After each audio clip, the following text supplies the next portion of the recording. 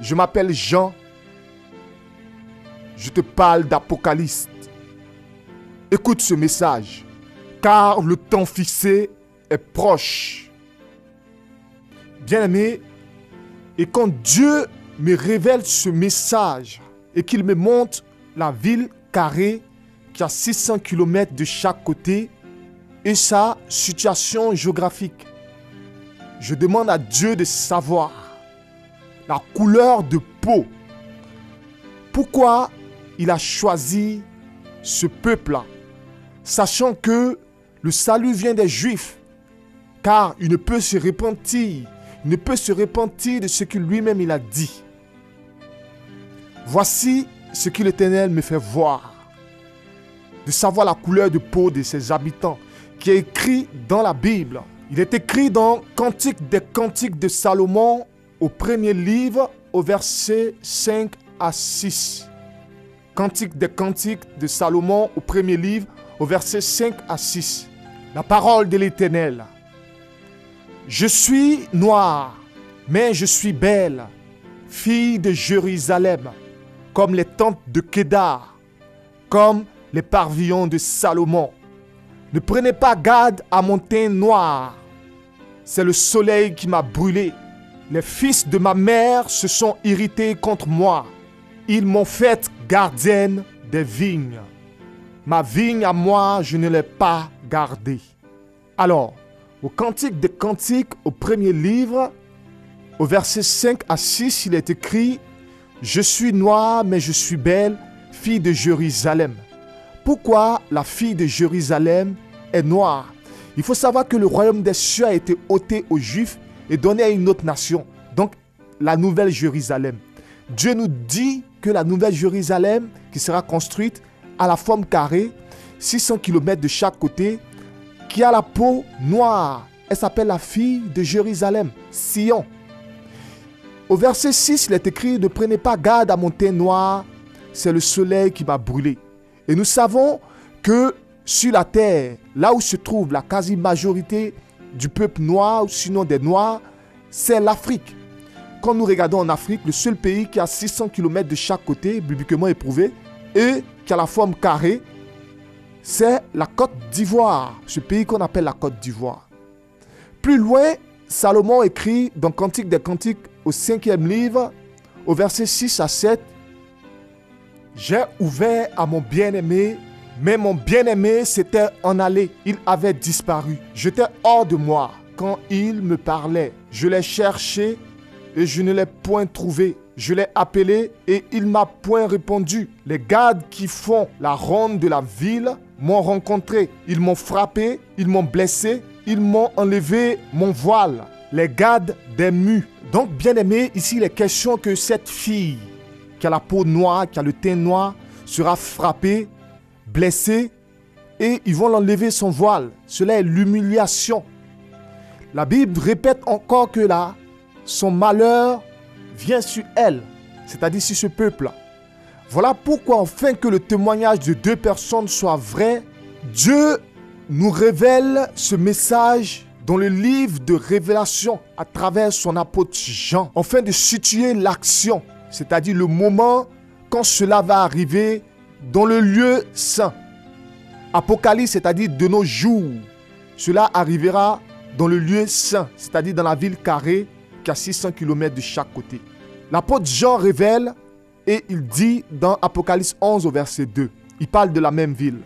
« Mais le parvis de l'extérieur du temple, laisse-le en dehors et ne le mesure pas, car il a été donné aux nations et elles fouleront aux pieds la ville sainte pendant 42 mois. » Voyez-vous que cette ville-là sera humiliée, elle sera foulée aux pieds par les peuples, par les nations.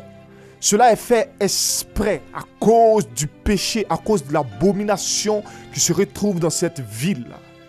Dans Révélation, dans le livre des Révélations 4 au verset 2 à 3, Dieu nous fait grâce encore de savoir la vérité. Il nous donne l'aspect de la personne qui s'assirait sur le trône.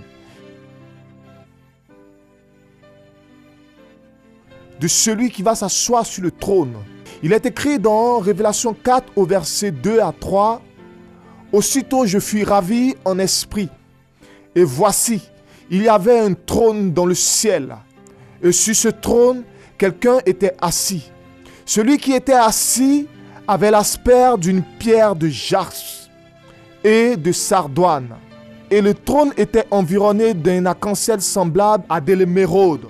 Voyez-vous, Dieu nous donne l'aspect, c'est-à-dire la personne qui va s'asseoir sur le trône a l'aspect de jaspe et de sardoine. Ce sont des pierres précieuses. Alors, l'aspect d'une personne, c'est de savoir sa couleur de peau. Si vous voyez la pierre de jaspe ou la pierre de sardoine,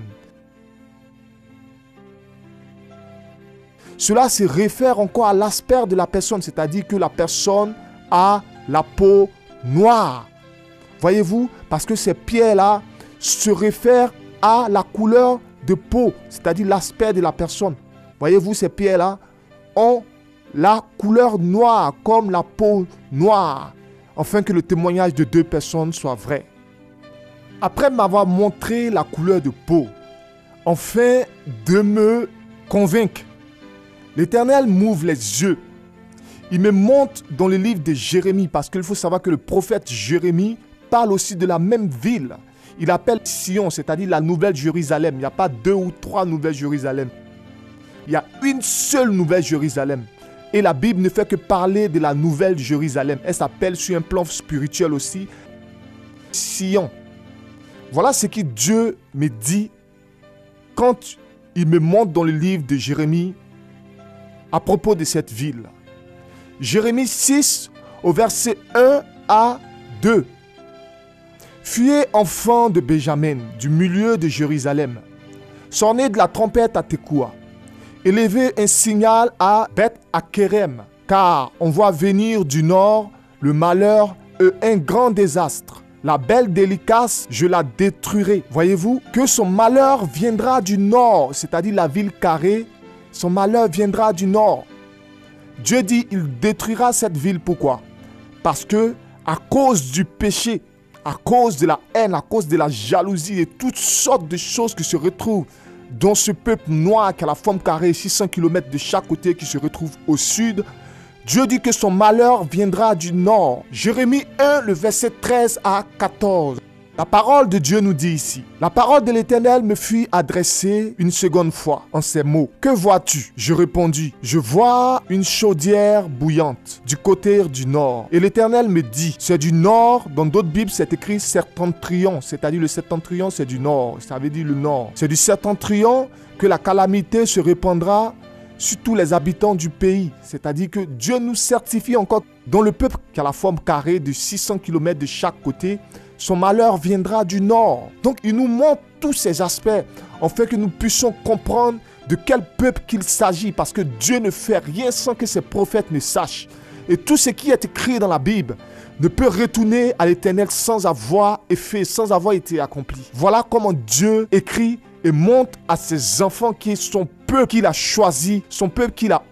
Son malheur viendra du nord, comme l'annonçaient les prophètes. Ceux qui suivent les actualités de ce monde, de cette terre, vous voyez bien que depuis 2002, ce pays a été assailli par des rebelles. Et que ces rebelles-là venaient du nord. C'est-à-dire que le malheur de ce pays est venu du nord, comme l'a dit l'Éternel. Le pays qui a la forme carrée, 600 km de chaque côté, a été assailli à partir du nord.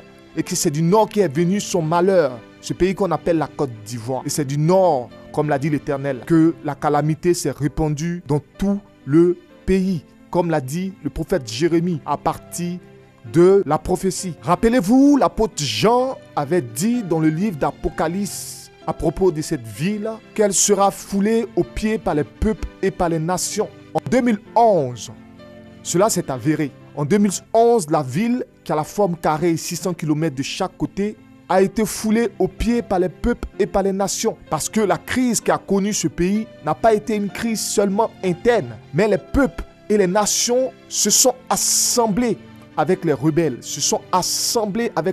venant du nord pour fouler aux pieds cette nation. Et vous avez vu dans cette crise que l'Union européenne, l'Union africaine, l'ONU et tous les autres pays de la sous-région se sont mis aux côtés du nord pour fouler aux pieds la ville sainte, afin que s'accomplisse la prophétie de l'Éternel envers cette ville.